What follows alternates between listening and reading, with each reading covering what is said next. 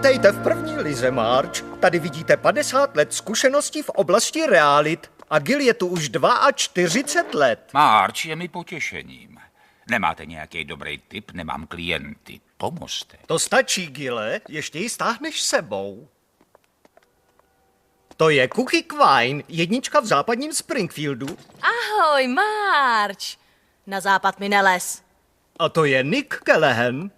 Sluchátkový telefon? Myslela jsem, že ty jsou jenom ve filmu. Bomba! Hádejte, kdo prodal Whitmanův barák? To je skvělý, Niku. 21 roků jsem na tom baráku dělal. A teď, Marge, bych tě rád přivítal do naší rodiny. Tvé vlastní firemní sako. Pro mě?